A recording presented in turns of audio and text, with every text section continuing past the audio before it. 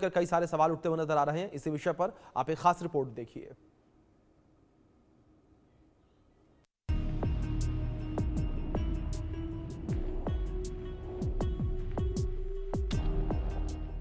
Dream liner या death liner, Boeing के विमान में तकनीकी खराबी या कुछ और, कैसे चला विमान, एक्सक्लूसिव पड़ताल।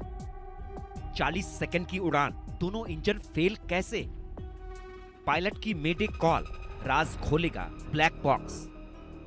क्या विसल ब्लोअर की चेतावनी सुनी होती तो टल सकता था हादसा। एयर इंडिया प्लेन क्रैश का कसूरवार बोइंग। एयर इंडिया की फ्लाइट AI 171 के हादसे ने भारत ही नहीं दुनिया को हिलाकर रख दिया है। अहमदाबाद में विमान की उड़ान के 40 सेकंड बाद ही क्रैश होने को लेकर कई सवाल उठ रहे हैं। बताया गया कि इस विमान की सुरक्षा को लेकर एक विसल ब्लोअर ने कुछ साल पहले ही सख्त चेतावनी दी थी। न्यूयॉर्क टाइम्स ने 2024 में बोइंग के एक इंजीनियर सैम सालेहपुर की एक रिपोर्ट छापी थी। सैम ने FAA यानी फेडरल एविएशन एडमिनिस्ट्रेशन में एक शिकायत दर्ज कराई थी। उन्होंने 787 ड्रीम लाइनर और 777 विमान में बड़ी कमियों के बारे में बताया था। सैम का कहना था कि विमान बनाते समय कुछ शॉर्टकट अपनाए गए, इससे विमान की उम्र कम हो सकती है और बड़ा हादसा भी हो सकता है। मैं बोइंग को बदनाम नहीं करना चाहता, मैं इसलिए ये सब कर रहा हूँ ताकि कोई हादसा न हो। विमान के फ्यूजलेज यानी विमान के ढांचे में कुछ गैप को ठीक नहीं किया गया है।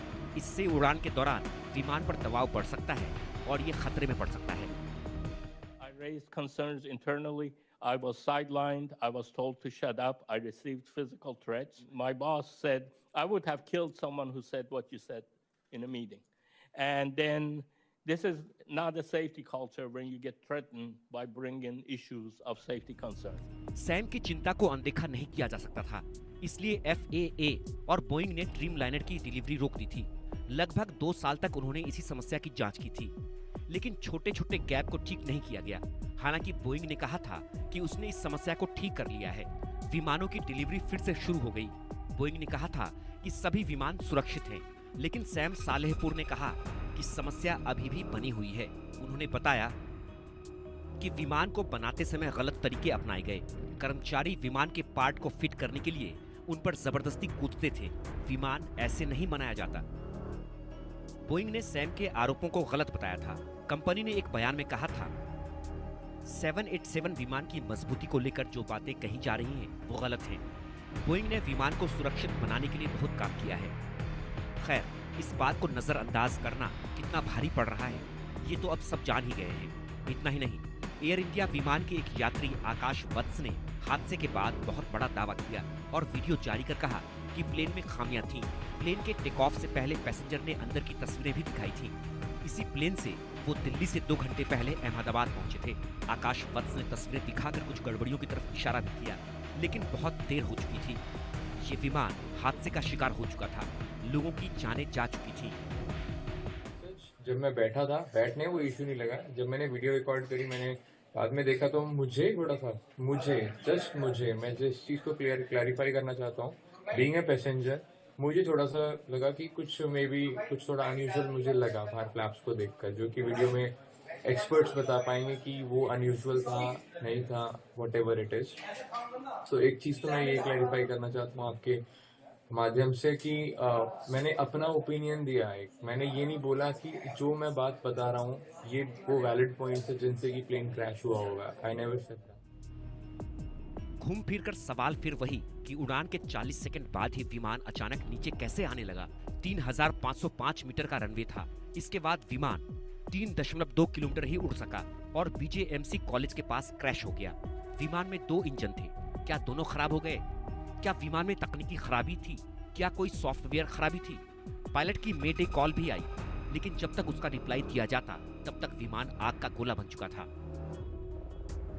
अब विमान का DVR मिल गया है। बताया जा रहा है कि इससे कई सारे राज खुल सकते हैं। ब्लैक बॉक्स भी कई राज खोलेगा। कैसे जला विमान, इसका पता लगाना बेहद जरूरी है ताकि फिर कभी ऐसी घटना ना हो। Bureau report, India news.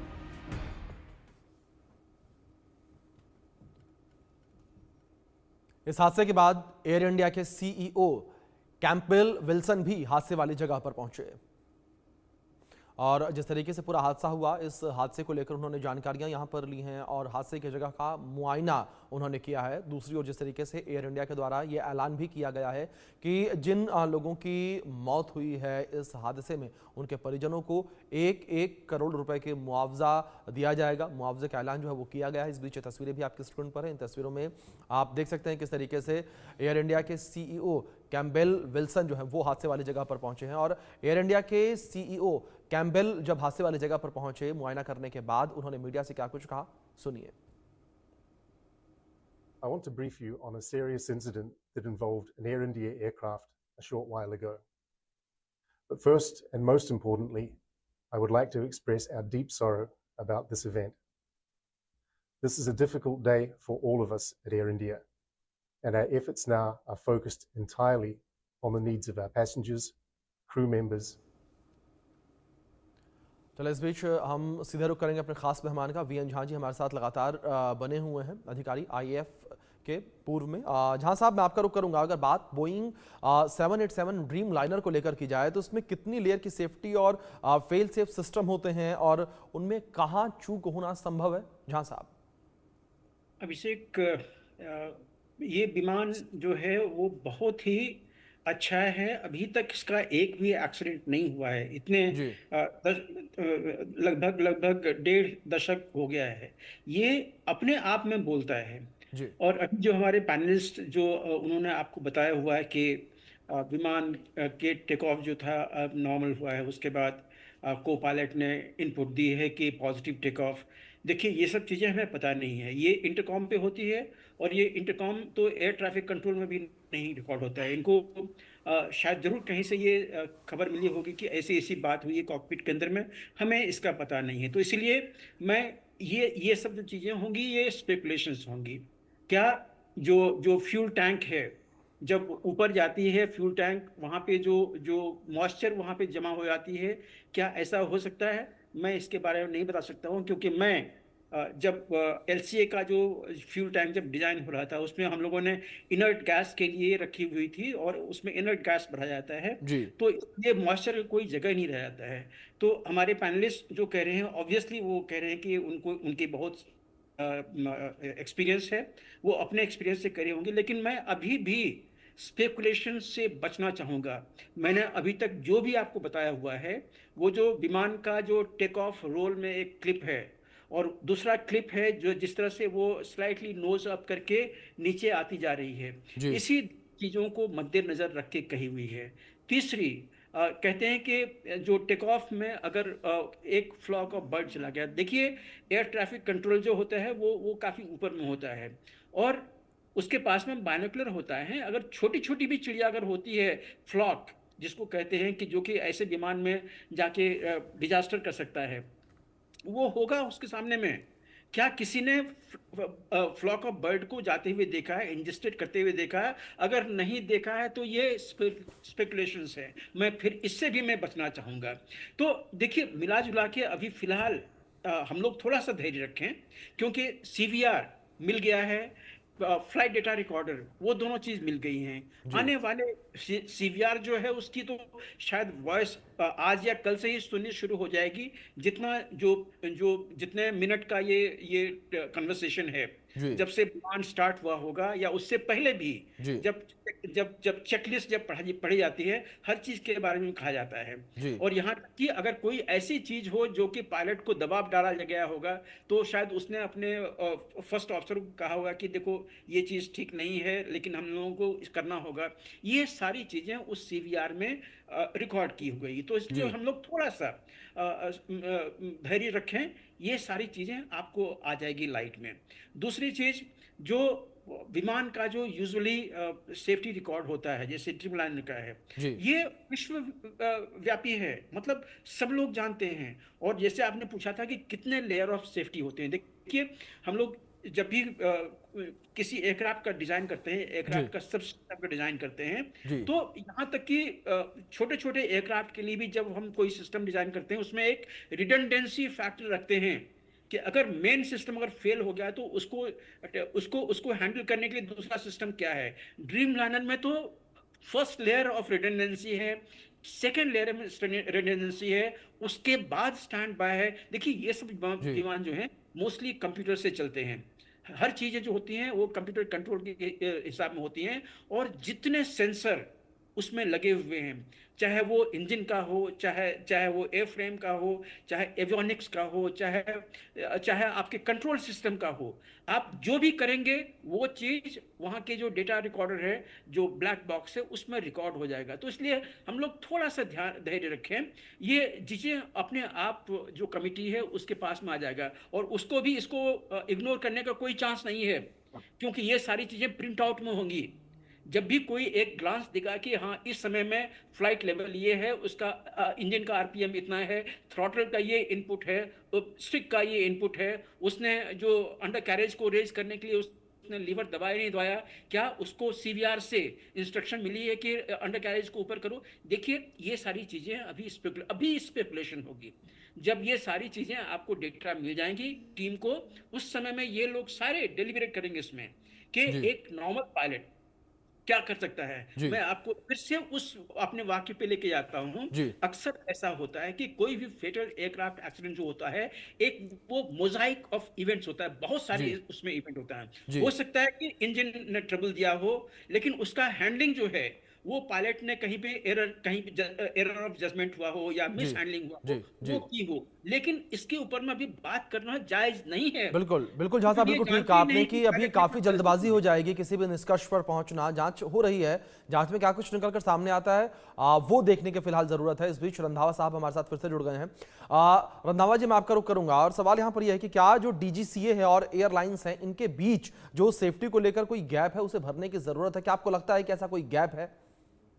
DGCA में मैं खुद मैंने काम किया है जी 10-12 साल, और डीजीसीए रेगुलर जो है ओवरसाइट करती है एयरलाइंस का।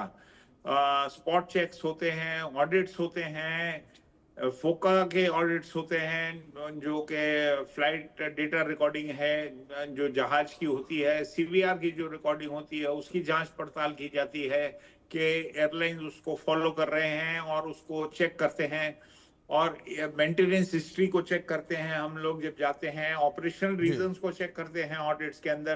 तो डीजीसीए पूरा साल जो है, मतलब उसके ऑडिट्स जो हैं और जो उसकी ओवरसाइट है हर एयरलाइन के ऊपर वो रहती है।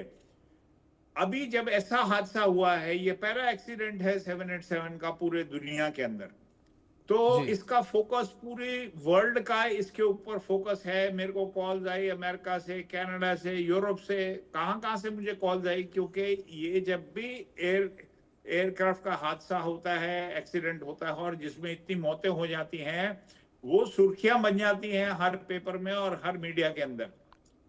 तो ये जो इसका जो इन्वेस्टिगेशन है, और अभी जो डीजीसी ने ऑर्डर किया है कि इसकी तकनीकी जानकारी की जाएगी, जितने भी 787 है उनकी तकनीकी जानकारी की जाएगी कि उसमें अगर कुछ फॉल्ट आया है, टेक्निकल फॉल्ट है। जी टेक्निकल फॉल्ट को हम रूल आउट नहीं कर सकते, पर दोनों इंजन के ऊपर टेक्निकल फॉल्ट होना बहुत ही असंभव है। जी सो ये नहीं हो सकता तो कि तकनीकी कारणों से दोनों इंजन फेल हो गए। जी सो इसमें एलिमेंट जो है कुछ इंडिकेट करता है वातावरण की वजह से, बिकॉज वहां पे जो बर्ड एक्टिविटी है उसके कारण, या फ्यूल में कंटेमिनेशन हुआ है, या उसमें पायलट एरर हो गया को पायलट से। तो ये सब स्पेकुलेशंस हैं। ये डीएफडीआर जो है आपका जो मिला है, इसमें सारे पैरामीटर रिकॉर्ड होते हैं, कितनी हाइट है, क्या स्पीड है, इंजन के क्या पैरामीटर्स हैं, लैंडिंग गियर डाउन है, अप है, एयर ब्रेक्स हैं उसकी, सब कुछ उसके जितने पैरामीटर्स हैं, 200-250 पैरामीटर्स, वो उसके अंदर वो सब उसको वो आएंगे सामने जब उसको डिकोड किया जाएगा। जी दूसरी चीज, वो 25 घंटे तक उसकी रिकॉर्डिंग होती है। दूसरा जो कंपोनेंट है जो कि अभी तक नहीं मिल पाया है, मिल जाएगा वो भी पीछे टेल में होता है, क्योंकि टेल ऊपर बिल्डिंग के ऊपर अभी फंसी हुई थी। जी तो उसके अंदर है सीवीआर, उसको बोलते हैं कॉकपिट वॉइस रिकॉर्डर, जो कि रिकॉर्ड करता है कि कॉकपिट के अंदर क्या बातचीत हो रही है, एटीसी के साथ क्या बातचीत हो रही है, बाकी जहाजों के साथ क्या बातचीत हो रही है, कॉकपिट के अंदर क्या वार्निंग्स आ रही हैं, अगर कोई नॉइस आई है तो वो सब रिकॉर्ड होती हैं, और वो 2.5 घंटे तक उसकी रिकॉर्डिंग जो है चल सकती है।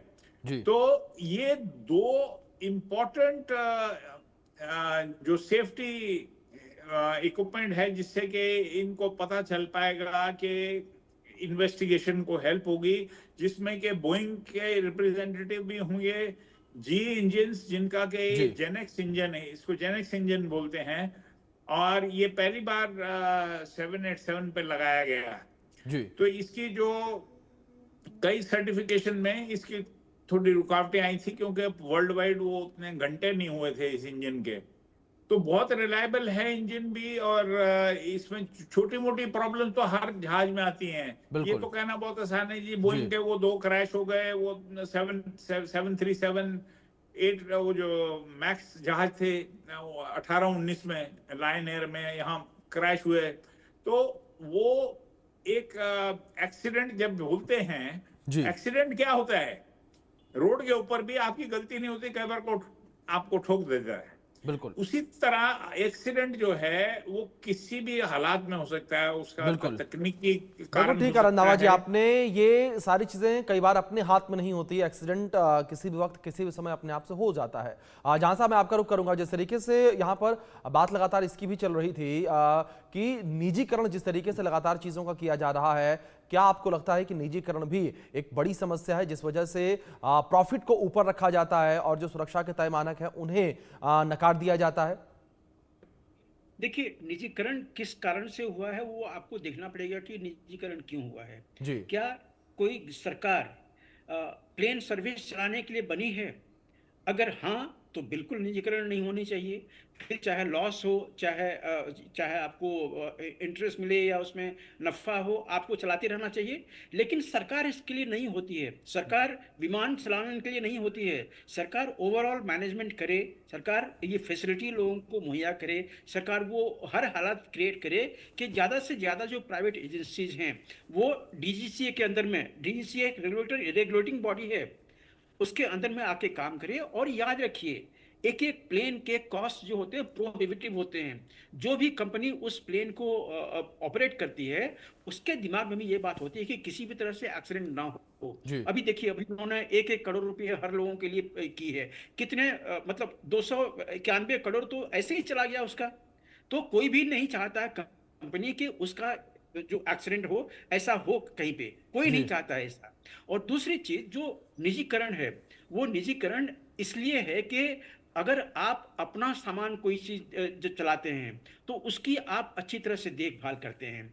अगर वही चीज सरकार के हाथ में होती है, तो सरकार में जानते हैं सबों को सैलरी मिलती है। सैलरी मिलती है, इसलिए कोई उसका रिस्पॉन्सिबिलिटी जो है कोई नहीं लेता, अकाउंटेबिलिटी होती है बहुत कम हो जाती है उसमें। हमने अपने समय में प्लेन में देखा हुआ है कि जो सीट के रख रखाव बड़े बुरे थे, जो जो इंटीरियर था काफी बुरे थे, सीट अपने आप खिंच जाते थे। उसमें जो एक रेस्ट्रेंट होती है, नट बोल्ट्स जो जहाँ पे लगे होते हैं, जिसमें कि सीट को एक पर्टिकुलर जी फोर्सेस के लिए बनाया जाता है, जी वो सब कम हो रही थी। मतलब रख रखाव में कहीं न कहीं एयर इंडिया पीछे पड़ रही थी। तो इसीलिए कोई बड़ा हादसा ना हो। आने वाले दिनों में ये पब्लिक मनी है, हम लोगों टैक्स पेयर के मनी है, जो कि जो लॉस इनकर कर रही थी एयर इंडिया, उसमें जा रही थी। तो इसको रोकने के लिए निजीकरण जरूरी था। और ये याद रखिए कि आज सिर्फ भारत में ही ये निजीकरण नहीं है, पूरे विश्व में कुछ कंट्री को छोड़ के ज्यादातर जो बड़े कंट्री हैं, जो अपने एयरलाइंस वहां पे चलते हैं, ये सारे प्राइवेट एजेंसी के हाथ में होता है। अधिक से अधिक सरकार कहीं ना कहीं कोई फैसिलिटेट करती है, फैसिलिटेटेड बॉडी होती है, तो ये चीज लेके चलती है। तो जी इसलिए तो ये जो जी निजीकरण था एयर इंडिया का, ये बिल्कुल सही फैसला था उस दृष्टिकोण से। जी लेकिन आप पूछेंगे कि आप ये नहीं पूछेंगे कि इंडिगो इंडिगो भी तो प्राइवेट प्लेयर है। जी एक समय में किंगफिशर था, वो भी तो प्राइवेट था। बिल्कुल तो उन सबों के अच्छे रिकॉर्ड थे, और इसका भी, एयर इंडिया का भी जी रिकॉर्ड अच्छा था। जी अब इसे बताया ना कि अभी जो जो हमारे पैनलिस्ट ने बताया हुआ कि ये पहला एक्सीडेंट है। जी कितने साल ड्रीम लाइनर के ऑपरेट करते हुए हो गए, जी कितने मिलियन आवर्स हो गए हैं, ये पहला एक्सीडेंट है। जी तो सब सारे जो इसमें स्टेक होल्डर हैं, चाहे वो बोइंग हो, चाहे इंजन मैन्युफैक्चरर हो, चाहे इसमें जहां से एवियोनिक्स आए हो, बहुत सारे एजेंसी इसमें इन्वॉल्व होते हैं। जी सबों के रिप्रेजेंटेटिव, खास करके वो जो कि अभी एक इन्वेस्टिगेशन के दायरे में आएगा, वहां आके देखेंगे कि आखिर हुआ क्या है। जी और ये सबों के आंख के सामने में होगा, तो इसे इसलिए कोई इसको मतलब दरकिनार नहीं कर सकता है कि सो मैल फंक्शन हुई है, जी वो दरकिनार हो गया है। बिल्कुल लेकिन बिल्कुल इसमें क्या होता है, मैं थोड़ा सा और समय लेता हूँ। जी अब जैसे जो इंडिविजुअल इनपुट आते हैं, एक लड़के ने वो बना के भेज दिया है कि वो जी कोई पंखा चल रहा है, एयर कंडीशन काम नहीं कर रहा, अरे उसका एपीयू शुरू नहीं हुआ होगा तो एयर कंडीशन काम नहीं कर रहा होगा। अगर अगर एपीयू शुरू भी हुआ होगा तो उसमें नॉर्मल वेंटिलेशन होती है, शायद जी उसने एसी ऑन नहीं किया होगा। जी तो इन सब चीजों को छोड़ दीजिए, और यही प्रॉब्लम होती है हम इन्वेस्टिगेटर को। जी यहाँ तो कम से कम ये जो 2 वीडियो क्लिप हैं, ये इमेंस वैल्यू रखता है।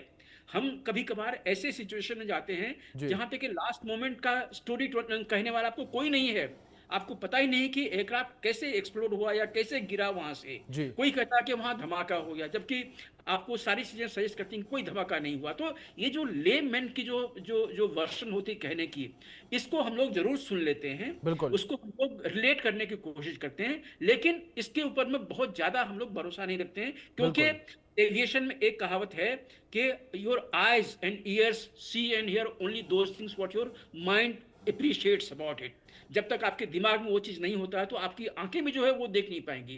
तो एविएशन में बहुत सारी चीजें होती हैं, एविएशन एक्सीडेंट में तो और भी बहुत सारी चीजें होती बिल्कुल हैं। बिल्कुल जहां साहब कई सारी चीजों का, कई बारीकियों का ध्यान यहां पर रखना होता है। रंधावा जी मैं आपका रुख करूंगा और इस हाँ बीच जी। बात बोइंग को लेकर करना चाहूंगा मैं। जिस तरीके से इस वक्त बोइंग पर कई सारे सवाल उठते नजर आ रहे हैं और जो बोइंग के पूर्व में हादसे हुए हैं, विमानों में जो खामियां पाई गई हैं, उनको लेकर भी बातें होती नजर आ रही हैं। क्या रंधावा जी आपको लगता है कि जिस तरीके से एक विसल ब्लोअर चेतावनी भी पहले सामने आई थी, एक इंजीनियर ने जिक्र किया कि जंप करके पार्ट फिटिंग होती है, कई गंभीर आरोप कंपनी के ऊपर लगे थे, लेकिन उसके बाद एक केस सेटल हो गया। क्या आपको लगता है कि बोइंग कंपनी की भी बड़ी गलती है जिस वजह से ऐसे हादसे कई बार देखने को मिले हैं?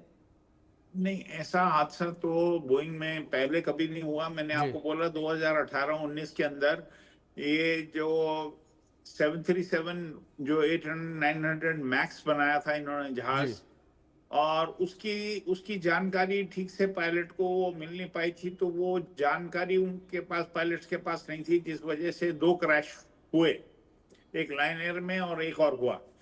तो ये जो तकनीकी कारणों से जो जहाज खराब होता है जी वो कहीं भी हो सकता है, किसी भी मैन्युफैक्चरर का हो सकता है, एम्ब्रेयर हो सकता है, एयरबस हो सकता है, बोइंग हो सकता है। बोइंग का भी बहुत अच्छा ट्रैक रिकॉर्ड रहा है जब से बोइंग ने जहाज बनाए हैं जी 19 सदी में, और आज तक भी जो जहाज बनाता आ रहा है। तो बोइंग भी बहुत सक्सेसफुल एक मैन्युफैक्चरर है एयरबस की तरह। ऐसी बात नहीं है कि एयरबस के क्रैश नहीं हुए, एयरबस के भी बहुत क्रैश हुए हैं। जी 320, उसके 330, आपको याद होगा अटलांटिक के ऊपर वो फुल्ली सर्विसेबल जहाज जो है, 2 को पायलट थे और वो खत्म हो गया, समुद्र के अंदर चला गया अटलांटिक के ऊपर, एयर फ्रांस 442 करके, जी वो एयरबस 330 था। जी तो ये कहना गलत है कि बोइंग के अंदर कोई तकनीकी कारणों करके उनके जहाज ठीक नहीं है। जी बिकॉज कोई भी मैन्युफैक्चरर कोई ऐसा जहाज नहीं बनाता कि जानबूझ के वो ऐसा जहाज बनाएगा जिसमें की तकनीकी खराबी हो। जी वो उसके लिए तो इतना भारी पड़ जाएगा कि एक जहाज भी कहीं गिरा तो उसका नाम पूरी दुनिया में खराब होता है, जी और लोग डरते हैं फिर उस जहाज पर चढ़ने को। जी तो मैन्युफैक्चरर जो भी हो, चाहे वो एयरबस है, 2 बड़े मैन्युफैक्चरर हैं, बोइंग है और एक एयरबस है, ये सबसे बड़े मैन्युफैक्चरर हैं। तीसरा बॉम्बार्डियर है जो कैनेडियन फर्म है, और जी चाइना अभी उभर रहा है। तो ये मेरे ख्याल से, और दूसरी चीज ये जहां साहब बोल रहे थे कि एयर इंडिया ने 1 करोड़ रुपया एक पैसेंजर को, एयर इंडिया ने नहीं दिया, ये इंश्योरेंस कंपनी दे रही है, क्योंकि हर जहाज जो इंश्योर होता जी है जी उसकी इंश्योरेंस के अंदर सारे बिल्कुल बिल्कुल पैसे सर, अब जिस तरीके से यहाँ पर मुआवजे का ऐलान तो कर दिया है, पर जाहिर तौर पर जिंदगियां जो है लौट नहीं पाएंगी। और लौट अब नहीं पाएंगी। बिल्कुल बिल्कुल, और अब यहाँ पर जांच का विषय भी पूरा मामला देखना ये होगा। ब्लैक बॉक्स मिल चुका है, डीवीआर मिल चुका है, जांच में क्या निकलकर सामने आता है कि आखिर हादसे की मुख्य वजह क्या रही। फिलहाल आप दोनों मेहमानों का बहुत शुक्रिया जुड़ने के लिए और अपना कीमती वक्त इंडिया न्यूज को देने के लिए। दूसरी ओर पूर्व